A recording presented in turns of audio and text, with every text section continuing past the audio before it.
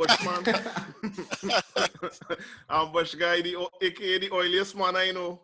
Oh, good. This episode gonna be some real back in another field, boy. But before we even go into that, I just wanna say in this episode, I wanna make sure and just let everybody know we're gonna go into some history about you, Chelsea. There's Chelsea straight on. We're gonna talk about some of the injuries that just happened in the FA Cup. Some must-have picks. We'll make some under-the-radar picks, and I'll force you guys to pick a captain. So, just give us a little brief history about I know we said battle in so many leagues before on top, but give us a little brief history and your highest ever finish. All right. Well, I mean, this is no idle boast, but I've been playing FPL for, I would say, close to 20 years. Wow. I think I could even boast and say I was probably one of the first people in Trinidad to be playing FPL. I actually introduced it to SocaWarriors.net because I stumbled on it, and that's when we created the first mini league that Trinidad had. And it's funny because that league is still named the Andre Samuel League, but I just played as the Andre Samuel League so I could find it quick now, right? Because I couldn't, and my plan was to actually come up with a name until I just left it there as the Andre Samuel League. And that league was in the early stages, 2001, 2002, 2003, up to probably about 6 or 7, probably the most popular league in Trinidad and Tobago at the time, nice. Right? I'm talking about I had St. John on my side. I remember I had St. John on my side when he scored a double for Birmingham against West Ham. I had St. John on my side, you know what I mean? I had Dwight York when he was playing for Blackburn. I had J. Lloyd. So coming up the years, I know about having Van Nistelrooy. You just had men like Van Nistelrooy, Thierry Henry, and over the years, Cristiano Ronaldo. Then we pass on to maybe Aguero. These are men that did. Cristiano Ronaldo's a man, you just had to just cap him every week. Or Thierry Henry, you guaranteed something from the man. You just cap and leave. You know what I mean? So coming up the years and see to see how the fantasy league has evolved. You know, now is a multi-million dollar, multi-million person interest, you know what I mean, all over the world. Now you have it consuming people to the point where, and this is what me and Daryl is be back and forth with, they focus on fantasy and they're watching football for fantasy rather than watching football for football. You know what I mean? So that's basically my history, and I've done, I think the highest I've placed was probably 4,000 in the world. I think I placed 4,000 one year. 2 years ago, I had my best ever week placing where after game week 7 or 8, I was 6th in the world or somewhere about that. That was as high as that. Screenshot that? Yeah, of course. I have the screenshot. It's actually on my IGA, by the way. If you don't have to take your permission, I'll rip it and we'll post it. Yeah, for sure. We'll post it up so that the listeners can verify that. Because I think I came across the Andre Samuel League before I even knew who Andre was. Like, I didn't know who Andre was at that time, and I came across that league probably like 05 or 04. Some legendary stuff, man. Nice. That's when I was good. That's when I was good enough. Yeah. That's when Daryl was good. You're right. Right. At that time, I think I came first in Trinidad either once or twice. I think twice I came first in Trinidad back in the. So what do you think happened to Daryl over the years, Andre? I think Daryl. You see, let me tell you something with Daryl. Daryl is overthink the fantasy. That's one. I mean, it requires some level of thinking and planning, right? But Daryl is overthink the fantasy. And 2, Daryl used to benefit when it didn't have all this information available to players. So I remember I played fantasy when a double game week was a surprise, you know. When, watch me, we were on that, remember that BBM was on BlackBerry? Yep. Watch me, when it have a double game week on the Wednesday, the whole group quiet Wednesday, men like Omar, Ribs, Touches, all of a sudden that group, and nobody is talking for the day because there's a double game week, right? And as lineups, but men will start to talk. So no, there's no chance of a double game week being a secret now. There's no chance of a blank game week. There's no chance of nothing. Yeah, Chips helping out, man. Now you have 101 YouTubers who, you know what I mean, you just follow what they do and you're doing pretty well. So, but Daryl suffered. Daryl didn't Daryl like Mourinho. You know what I mean? He didn't adapt his game. Mourinho, sometimes he used to have some good seasons. Well, same thing with Daryl. All right. All right. Chelsea, wait. No, wait. Before we go to Chelsea, just shout out one of all of our guys. He was number 1 in our league this week. Firebrand, Anthony Valley, Tony. Shout out to Tony, 96 points. Ooh, big. Well done, Tony. Big one. Big up, Tony. That's our guy. He had Big up Sun the fire. Captain. He had Fireman. Dundagwan. He had Dallas. So shout out the Firebrand, Tony. So Andre, tell us about Chelsea. Tuchel is inside. What going on now? Okay, so I was one of the men who was on board with the I thought you were going to say he was on the board. No. I was on board for Lampard. I used the writing was on the wall about 2 or 3 game weeks before, and I realized that Frank had to go. I think he lost the dressing room, and a change was needed. I mean, I think he didn't have the experience. I mean, he got the job, yes, but people have to remember that Frank got the job based on his legendary status as a player, rather than any extreme or high level managerial prowess now. So yes, he got some people were thinking that he deserved an extra chance, but the Chelsea model doesn't cater for that. Chelsea, we are the most successful club in England for the past 20 years, and the model is a model that churns and generates success. And if you're not conforming or you're not aligning yourself with a successful model, then you had to go. So, I mean, Tuchel come in, and I'm just looking. I'm giving him time. So far, so good. I mean, 10 out of 12 points. You can't ask for more.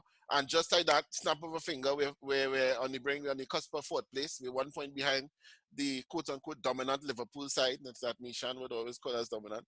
So I think we're back in the hunt in the Champions League.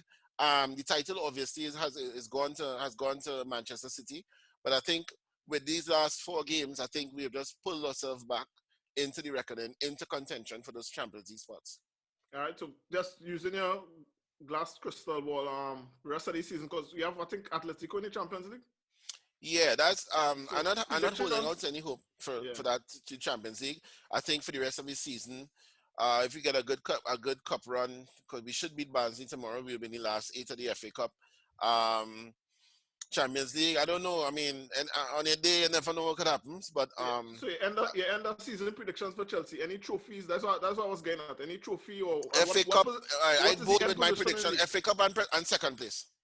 FA Cup and second place. But I bold. Yeah. We catching money. We ain't even do bold predictions yet. Well, you just asked me. One thing. All right. One last thing on Chelsea, because we have to get in this massive double week here. Just one last thing on Chelsea, as far as since Tuchel came in, he made some lineup changes and stuff. What we could look forward to, or is it just going to be a guessing game? Is it going to be like Pep Roulette? I don't think so. I mean, I would say it will take him close to 10 games before he finds his ideal lineup, before he finds players that he could trust and he could depend on. I mean, he already knows a couple of the players, but I think a few players who actually were staples in the team would actually show themselves. Like players like Mount are going to be regulars again, because people thought that Mason Mount was a Frank favorite. But when in truth, Mason Mount was probably one of the best players on the team, and he's going to show his worth, and I think he will be a regular starter on the team. So the roulette would take place with players like probably Darius' favorite Chilwell. Well, I think Chilwell is out. Chilwell has lost his place. When Alonso starts, Alonso. I mean, Pulisic on the bench. Yeah, Pulisic will come into his own. I mean, he knows Pulisic pretty well. So I think Pulisic will come into his own. I love the work he's doing with Callum Hudson-Odoi. I think he by placing him in wide right and giving him full permission to bomb forward, that kind of adds a new dimension a new dynamic to Chelsea that wasn't there before. So I think that in about probably by the end of middle of March, I think Chelsea should have a settled lineup. The problem is, or will always be, until Werner starts to score, there will always be some kind of ambiguity as to who's going to be the man up front. But I think in time it will sort itself out. The goals will come. All right. So let's move on to the double game, because that's what I'm sure everybody wants information about. Definitely. We taping this on Wednesday for everyone else. So whether this comes out late on Tuesday, today we had things like the Calvert-Lewin injury. That just going to throw everybody's double game week team up in the air. So we just want to talk about players, because it's going to be Burnley, Everton, City, Villa. We want to talk about these 4 teams. and we want to talk about what are you guys' plans for the double game week as well. So This this is is Andre's team, I believe. Andre's last week's team. All right. As we could see here. We're going to talk about potential moves, and then later on I will show you guys my team because I still have all my chips. So I also want to know should I use a chip this week. But let's go into Andre's team first. And also he has DCL. So Andre, what are you thinking right now? I have 2 transfers, and my plan prior to all these this midweek FA Cup wildness was to bring in another Burnley player and possibly upgrade Antonio. All right, but that plan kind of throw off right now. I am gonna go out on a limb. I don't like to let any let any secrets out, but I am contemplating the use of my wildcard and basically build a team for game week 24 with 25 and 26 in mind. Possibly bench boost. What are your other chips? I used my free hit already, so I still have. Okay, so you have everything else. Yeah, I have everything else. So just to say, let's just say you do use the wild card this week. Are you gonna follow up then with like a bench boost in another game week, or that's something? Yeah, 26. 26 should be the target week for everyone. I think you should be looking at game week 26 to use the bench boost because I think that might possibly be the best double game week for the season. So it's a time to have possibly 15 players playing twice. I agree with that. All right, so I mean they don't have it up listed on here yet, but no, it's not there yet. Yeah, it should come out if it comes out right next week. Yeah, they're predicting that, but there's a guy I can't remember the guy's handle. It's some Ben something on Twitter. Cullen. Right, he's normally very very accurate, and he already started lining up what the possibilities are, and based on these FA Cup results, it's going to be very clear by tomorrow what is going to. He should be clear by what, and he's normally accurate. What the double game week going to be. So let's we're gonna come back to your team, but let's just run through all the teams with a double game, and you guys tell me what who we should look at. Are you guys considering players from each team? So the first one we'll go with is Burnley because I believe they have the best fixtures, especially defensively. We have them up on the screen there. So that's Crystal Palace away and Fulham home. Who should we look at from Burnley? Do you guys think we should have one Burnley? Or should you go all out 3 Burnley players? Talk to me. Andre? Oh, on me first. I wasn't sure. Yeah, I guess, yeah. All right, okay. So definitely Burnley, defensively, they should be the options. The options would be Pope at the back for sure. I think Pope is going to be a staple this week in many teams. You have Ben Mee, you have Tarkowski, you even have if Peters or if Taylor might come back, we're not sure. We have I can't remember his name. He's Luton is like 4.4, 4.5. I'm a Burnley connoisseur over here. I love my Burnley football. Don't let Omar hear you say that. The reason why I say I love Burnley, as I say over and over, is that they're the most predictable team you could find in the league every single week. You're never gonna get a surprise from Burnley. So I think as a fantasy player, an FPL player, this is Burnley's the best team on that whole roster of 20 because every week they produce the same thing every single week. You know what I mean? So as you say there, I mean I have Pope in my team. I'm happy to have them. I think he had a knock or something. Yeah. Pope is Pope has a knock. Darius, would you consider any Burnley midfielders or attackers, or would it only be defenders? No, I wouldn't consider them midfielders because you have so much budget price midfielders that giving you more attacking returns right now. Maybe at the start of the season when people wasn't giving you points and the points was hard to come by, but with the likes of like Barnes, there's just so many budget players within the system right now of EPL, Barkley, all these players. It's just tough to pick a Burnley player that don't score goals. So am I safe in saying that we would only be considering Burnley defenders this game week? You can, however, but there's probably just one person that can be given. That's Chris Wood if he was fit. Yeah, if Chris Wood was fit, Chris, he's 50-50. But if Chris Wood was fully fit, right, and you're looking for a third striker who's playing twice against that caliber of opposition, I think he's in with a shot to possibly nick a goal or two. On his day, he can. Yeah. So, I mean, if there's one option, I would say Chris Wood. Last Burnley question. Just a yes or no before we move on to Fulham. Just a yes or no. If someone comes to you guys and says, I'm thinking about doubling up on Burnley defense, yes or no? Yeah, very feasible, but very feasible to double up on Burnley. I think that is what most people gonna do. They especially now with the injuries that have decimated the most people's teams right now. And you know with Burnley what you're gonna get, as Darius said before, and also you know that if there's a chance for points for Burnley, it's the probability of it being in the back line is the highest of all the three Exactly. I areas. agree with that. I agree with that. All Same right, so feelings. let's move on to Fulham. At Everton, at Burnley. Fulham, prospects. Darius, you go first. No, I don't think, especially using a free transfer on players that you mightn't keep for a long period of time for a game week makes much sense. You know, you might find those assets in Everton or something like that, you know, but and Man City, of course. But to bring in a Fulham player that you might get rid of, or he might, you know, be benched in the next game, I don't know if that's the smartest thing to do in this scenario. As again, when you have plenty of players scoring points around the board right now, you know. So I'll jump in here. For me, I have Lookman on my team, so I will keep him. And they do have Sheffield the week after, which will be a big game for Fulham. So that'll be the only one. that's true. That's yeah. If he's in your team already, you know. Yeah, that's the only one I would consider. Andre, Fulham, any prospects there? For me, Fulham, I wouldn't pick any Fulham players. I wouldn't advise any. However, if you're so inclined, I think the goalkeeper is a safe option. He's pretty decent and he could rack up some save points. Yeah. And probably the only attacking option I could see is possibly Lookman. Mitrovic, I was a Mitrovic advocate at the start of the season because, I mean, he was the focal point. He was the leading scorer in the championship. But he has lost his place in the team, and they just bought the striker, the young striker who broke hearts in Sunderland till I die. Josh Maha, I think his name is. So I'm not even quite sure if Mitrovic will regain his place anytime soon. Right.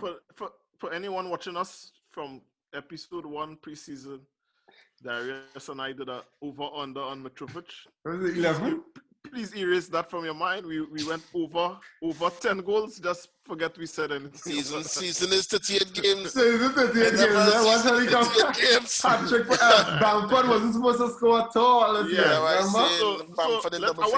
want to save the best for last. So let's go to Everton. And we briefly touched on DCL, but any other options for Everton this week that you guys going to consider? What do you guys tell anyone who has DCL in their team? Obviously, we're going to probably tell them wait until 5:55 on Saturday, or we just, go ahead. I think everything could be... My transfer done gone by me if I wait 5:55. New York time. All right. I think Everton has a lot of options.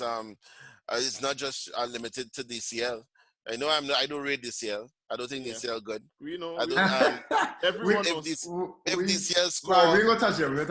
11 goals for the season, I think probably 3 of those goals were top quality striker goals. The others were top quality goals striker bounced off his back, his neck, possible hand. Any goal you score in the Premier League is a top quality striker goal. Listen to me. Count, Andre. Right? Listen to me. If DCL are no good striker, I see with people looking at him for possibly to the Euros. They still count. I can talk all day about DCL. Fellas are pulling up the Everton, and let's have a man named there, right, by name of Joshua King. This man might be a dark horse. 0.1% ownership. Please don't tell me you're going to suggest him. I think if you have a wild card, and in this scenario, hold on, 5.5, you have a wild card. I would not advise our listeners. And he could chip on the end of your bench, and you have a man like this. And if you pick up a form, I feel like this man is worth. Yeah, but the double week is not the time to make a gamble on Joshua King. I would lean towards Darius on this one. If Calvert-Lewin is confirmed out for, let's say, 2 or 3 weeks, I think King is a decent shout. I mean, I would lean. He didn't score any championship, guys. He didn't even score any championship. That's fine. He would. That's fine. They weren't playing him much. He just scored like about 3 goals or something like that. They weren't playing him much because he was holding out for to go on a free transfer at the end of the season. Right? Although he played 120 minutes today in the FA Cup, I would go with Richarlison. I would not trust Josh King, but we'll see how that turns out. But any other players that you guys would look at from Everton? What about the defense? Should we consider any defenders? Yeah, of course, Dina is definitely Yes. the only option I would look at from Everton. Exactly. I mean, you could look at Rodriguez as well, but I'm not sure if Rodriguez could play. I think back to back. You know, I don't think actually don't think that he might even. He's still battling fitness. So I'm not even sure if Rodriguez. He's not one of those guys who's short to play. So I read earlier today he's still battling to come back for this next game coming up. But I don't know, Dario. I feel like just at 0.1% ownership and 5.5. We'll see the price. I think Darius is on the wall. I think it all hinges on. If it was like maybe 6, but 5.5 with a wild card. I mean, you're throwing in your team and double game week, but we'll see. Right, if Calvert, I'm gonna say something bold. If Calvert is confirmed out for 2 or 3 weeks, and I'm using my wild card, right, I most likely will lean towards 40%, 40% King, 60% Richardson, depending on budget. Okay. I call into that, Andre. We will end this for next week. Andre, 40%. All right, guys. Before we get to the big team of the game, who everyone I would assume is going to have 3 players. Why am I waving my hands wild? Because I'm excited to talk about them. Man City. Before we get into the Man City thing, I want to talk about me right now. Let's make this about me. Let's make this about Manuel Eva. What we spoke about my downfall in fantasy, and Andre mentioned he's not a DCL fan, but he has owned DCL for the past few weeks. So he was 3 weeks. He was able to overcome his bias. And he rack up points. Right. He was able to overcome his bias and put DCL in his team, which is why I want to make this about me right now. I do not believe in Gundogan, and I have not bought him. I've suffered week after week after week after week after week. I'm like Gundogan is going to dry up. His goals are going to dry up. He's not going to continue. I stuck faith with Sterling. I mean, Sterling is making points, but he's not keeping. He's not Gundogan price. Now, for the double game week, guys, I already own Stones. I already own Sterling. I'm thinking I was going to go with Ruben Diaz, but now, is there any way that I should not go into the double game week without This Gundogan? is Darius' team.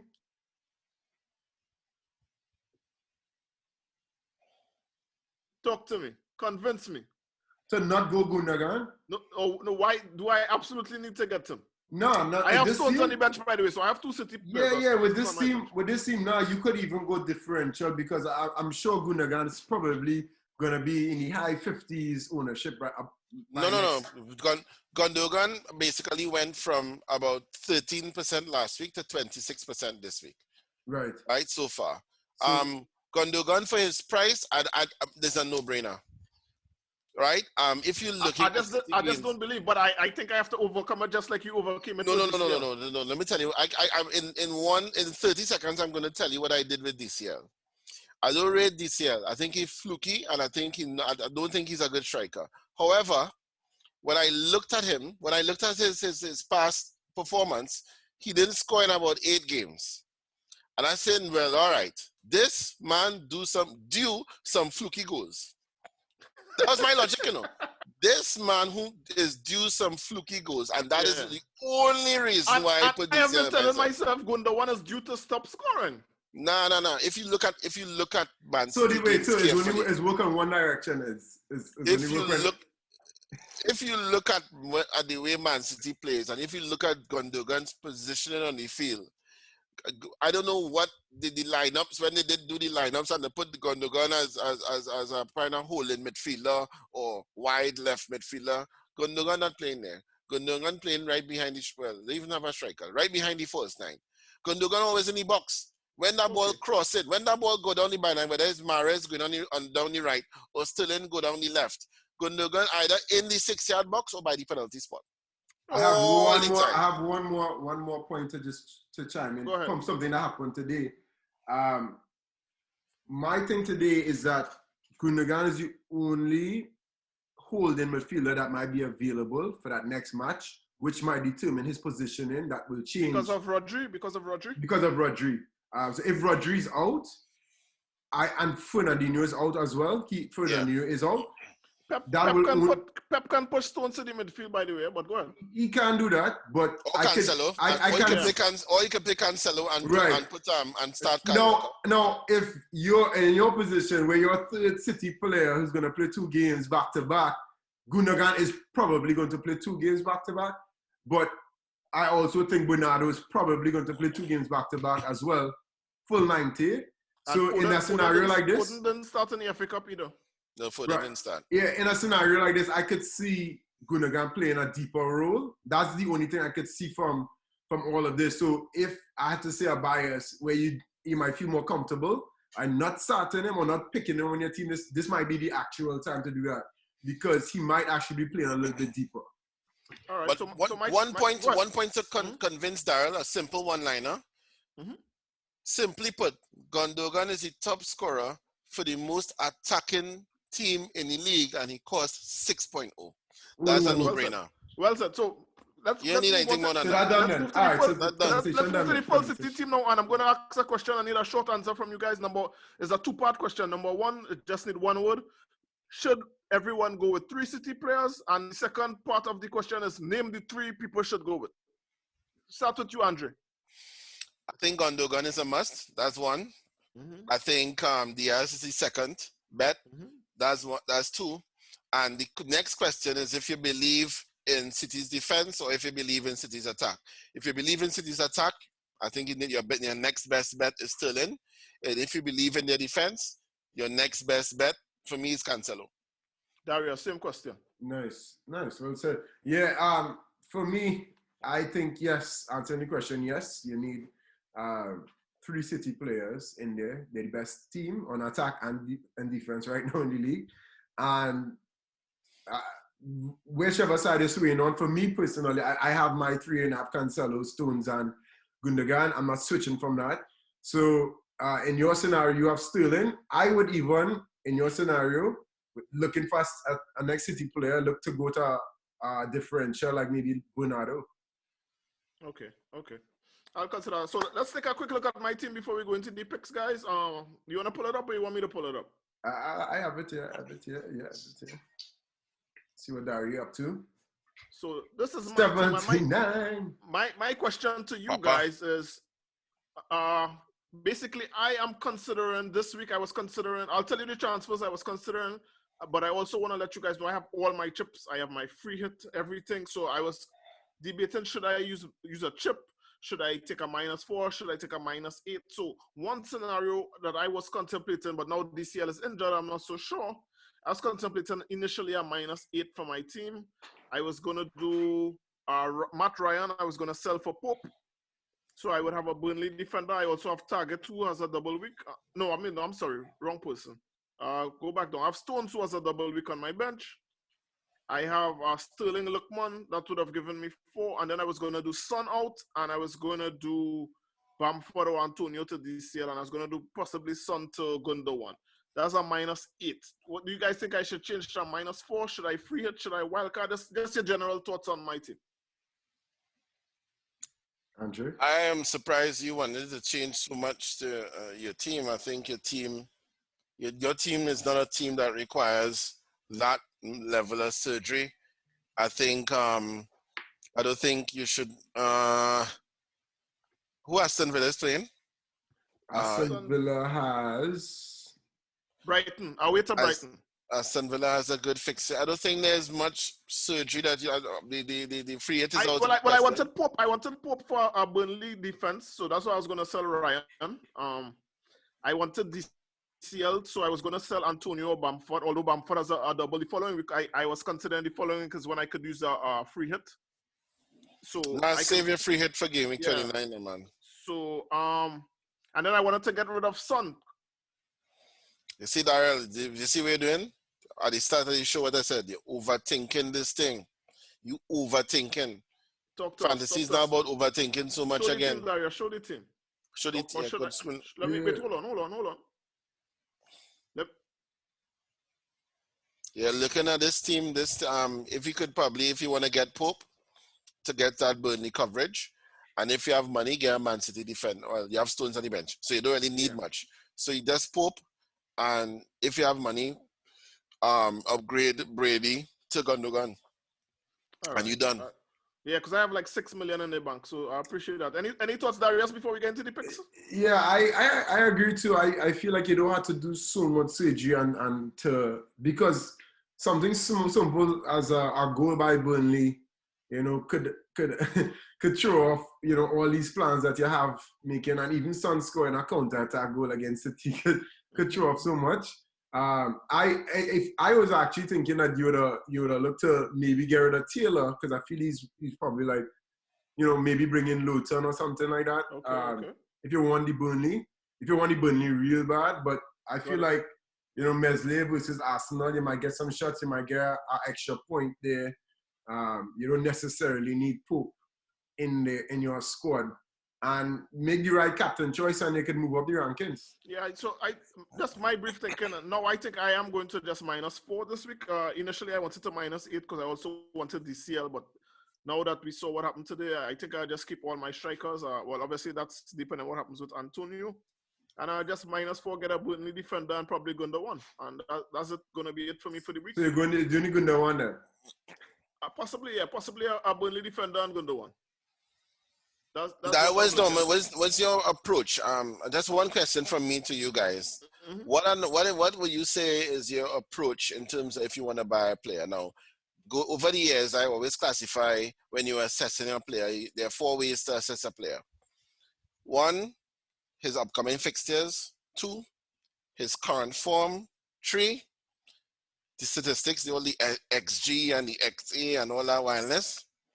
And 4, the eye test. You watch a game, you see him play. And could you repeat numbers 1 and 2 for me? Number 1 is the upcoming fixtures. Number 2 is the current form of the player. Number 3, looking at the XG, looking at the XA, the XABC, all that drama. Or 4, the eye test. I would say I'm a combination of all, but the main one for me would be fixtures. I'm a fixtures person. I'm not really into statistics as much. I do check something here or there. Statistics might make up 5%. Eye test would make up 20%. Form would make up 20%. Majority would be fixtures to me. I buy based on the fixtures. And my thinking with Gundogan specifically is on a one-off basis, I'm expecting Sterling to match him each week. That's why I have Sterling. I've been expecting Sterling to match or better Gundogan. It hasn't worked out. In a double game week, however, I just think it's very treacherous not to own him. I know a lot of people are going to be looking there for points and possibly even captaincy. So it's more of a blocking move than anything else. You have a $12 million player. You're hoping that $12 million player matches a $6 million. Yeah, well, because he's on an unbelievable run. He's on an unbelievable run. It's not something I expect from him. And like I said, on a week-to-week basis, a one-off game, I'm not expecting much from Gundogan, but I don't think I could take the risk for a double game week. So that's why I'm taking Gundogan and a Burnley defender. What about you, Darren? Darius? For me, combination of all, but I use a lot more of the eye test combined with what I see the actual team doing as a unit, and how that player fits in. So, like for example, a lot of times, like I actually sold the Everton players right away, and when Doucouré and Allen went out, because I know they're the heart of the team. So similarly, right now I had no rights of even keeping DCL, because I know on a consistent basis, like Doucouré and Allen do 2 guys keeping on. Doucouré comes back, chances and everything happen. The ball is moving again.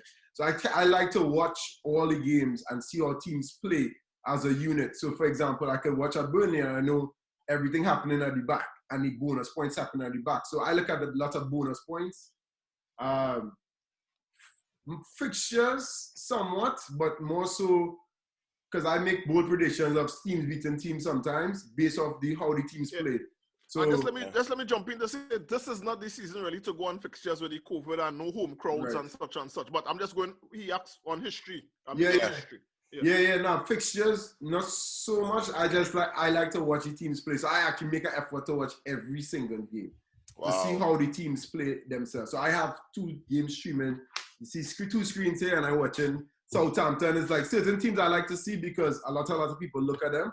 And right now Southampton in a mess because Kyle Walker-Peters is actually the main reason why Southampton plays well. Which most people So wouldn't how are see you if they don't watch managing? it. How are you managing looking at all those games? And Daryl wanted to watch Bayern Munich against Dortmund. I And don't sit my league. wanted to Let's watch. get I into don't the sit picks, my ladies league. and gentlemen. So the picks for this week, we're going to start with Andre, the defender that everyone should own for this week. Defender. Yeah. Defender that everybody should own this week, Ruben Diaz. Darius. Cancelo. Wow, you guys all going to see I'll go different. Then I would have to go Burnley. I would have to say, let's get, Tarkowski in our teams or Pope. All right, so let's go to the midfield. We'll start with Darius this time. The must-have midfielder for this game week. Must-have for this game week. I think Bruno is the must-have player to have this game week. Not a double game week player. That's interesting. All right, what's his fixture? What's Bruno's fixture? West Brom. I just think like the form they in and how West Brom plays a little bit loose. I could see that game. I could see man. The box. Yeah, I could see man. You having a lot of chances in that game. I like it. I'll go next. He's in my team. Raheem Sterling. I think you have to have him this game week. Don't need to say much. Andre. Actually, my pick was going to be Bruno, to be quite honest. So I was. All right, so on the right track. On the right track then. Yeah, he's definitely one that, I mean, yes, he's not having a double game week, but I wanted to pick him. But in lieu of that, I would my second pick would be Gundogan. There's no chance I'll go in this game week without him. Can't go wrong. All right, and we'll his effective ownership in terms of players who actually playing, active players, is probably close to 75%. Nice. Up top, Andre. Well, it's supposed to be DCL, but we ain't no agreeing with that. Outside of DCL, I would say Richarlison. Darius, a striker for this. Richarlison. Oh wow. Wow. I have to look at him too. All right, I'll switch it up. You can say Chris Wood. You can say Chris Wood and Daryl. Don't be, I know you're out of the box, man. All right, man, hold on. But for real, I wanted to bring him in last week. And Cavani, to be honest with you fellas, I like what I've seen from Cavani. Yes. I really like it. You guys are expecting a big Man United victory. Okay. My thing is I expect a lot of chances. I'm not mad at that. So a lot of chances. Take those 3 points. I'm not mad at that. I'm not gonna say anything about that. Who you picking on top, Dari? Barnes? I'm gonna go another one out of the box since we have Andre on. He has that jersey, kiss the badge. I'm going to go wild and say Werner, Hampton, Newcastle. Oh, he blight to the man, yes? Right. The man, girl, the only thing he could do up The only thing he could do up is score, right? Oh boy. He said a Man United man. I'm saying a Chelsea man. All right. The only thing he could do upwards is score. All right. Next one, Andre. You want under the radar pick? We'll give you time to think about it. Somebody who's owned by less than 5%. What we call a differential pick. So I'll let Darius go first. Yeah, this one was a little bit tricky for me because it's had like I tell you about the King and some other players who I feel like could hit it off. But I think under the radar player that people could fit into their team this week and they might listen to is Bernardo. And I feel with how he fitting in right now, and especially with Rodri out, I think he might be fitting in right behind that role, and he will get chances this double game week. And I think he will play 90 minutes. I think that's the most important thing in Pep Roulette. I mean, Bernardo owned by 1%. That's an amazing pick with a double game week. He could give you 20 points. You just had to be real ballsy. Yeah, go for it. And if you go for it, let's say cap him one time. Yeah. For me, I'm going to go with Lingard. I think West Ham have a nice fixture. Lingard, I think, is like 3% ownership. He's not up there. Sheffield. Yeah, so I'm going to go for Lingard. Andre. Under the radar, I mean, they under the radar technically based on their ownership, but I think either one of the Burnley centre backs, right? They both ownership around probably 2 or 3%. Ben Mee and Tarkowski. You can't go wrong with either one. And for me, just pick the cheaper one. I think Tarkowski, Yeah, Tarkowski. I think Ben Mee is cheaper. All right, Well, I I'll think leave it Ben, with we you, have Andre. I'll leave more it with you, dangerous. Andre, for the bold prediction. It was something out there. You already went out there He earlier. went two bold predictions already, So give us But a third one. In terms of fixtures? Anything about fixtures, this game week. player, anything. Just This something game bold. week. Anything. I am going to say that Sheffield is going to beat West Ham. Wow.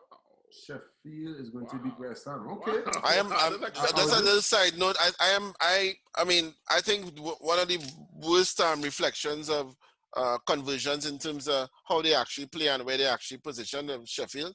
I think Sheffield is a lot better than people give them credit for. They lost probably 16 or 17 games, but about 12 of those games they lost by 1 goal. And most of those goals come in the 70, beyond the 75th minute to lose the game. So I think they do a little upturn. I don't think they'll do enough to save relegation, but I think they have a lot of surprise results, and I think West Ham could feel some pain. Okay. Yeah, nice. In this game week, the game week coming up here, it doesn't seem like a big surprise, but I could see 7 goals scored by Man City in this upcoming game week. So get a feast on, especially the Everton game. That one should be a feast of chances for Man City. Okay. I'm gonna go opposite. I'm gonna go. It's 2 teams. I'm gonna say they play each other, but then they have another fixture that's Burnley and Fulham. I'm gonna say, while we expect Burnley clean sheets and stuff, I'm not expecting a lot of goals from these teams. So I'm gonna say combined, which means these teams play 3 games combined this week, 1 against each other, and 2 games. They're not gonna score more than 2 goals combined this week. So I think what we're looking for from these teams are going to be defensive points. Okay. Can't argue that. So anything else you guys? I actually want a captain pick. I want a captaincy pick. I want a bonus captaincy pick from Andre. Who you think is the player that you should captain, or who you going to captain? That's a no-brainer. Gundogan, without a doubt. Without a doubt, you have to be crazy. I'm feeling crazy. Even if I buy Gundogan, it's going to be Sterling for me. That's my answer. His positioning, I think a lot of teams take his positioning for granted. I think Sterling, you know what you're going to get with Sterling. So when Sterling is on the ball, Sterling is double and triple team. So Sterling has to work some magic. And when he's doing that, up comes, you have Foden making it runs, you have Mahrez making it runs, and then all of a sudden, Gundogan will just appear by the penalty spot for opportunity. And I think teams haven't worked that out yet, and he will continue to score until they find a way to fix that. That's right. What about you, Darius? Yeah, I'm feeling crazy. All kind of thing you say, I have to be crazy. Because I truly wasn't thinking of captaining Gundogan. I just kept keeping in my team, like marinate, get points. But now, shit, I don't know. I was thinking Cancelo, but yeah, I'm thinking anyway. I'm gonna have to go back to the whiteboard. I'm gonna have to go back to the whiteboard. I'll just pick my pick. I think we're gonna score is Bruno. I think Bruno's gonna score, but when you have a double game week and you have guy getting 4 points, times 2 plus anything else is bonus. So, Cancelo. All right. So before we go on, we all done with FPL. Hope everybody appreciate the advice. What's your pick? Just one. I said Sterling. I have one last thing for Andre as we got it. So I'll let him close the show. So I just want to tell everybody before we do that, at FPL guys on Twitter, FPL_Island guys on Instagram. Like the video, share it. So last thing before we go it, Andre, non-FPL wise, we were discussing off the air. You were on a Carnival tribe post. A lot of things happening in Trinidad right now. People protesting and all other stuff. So just tell us what that was about and take us out of here tonight. Yeah, it was just a little bit of awareness, some awareness for what is taking place in terms of the values that men and the attitude that men primarily have towards women. And it's to look for a man to look inward, look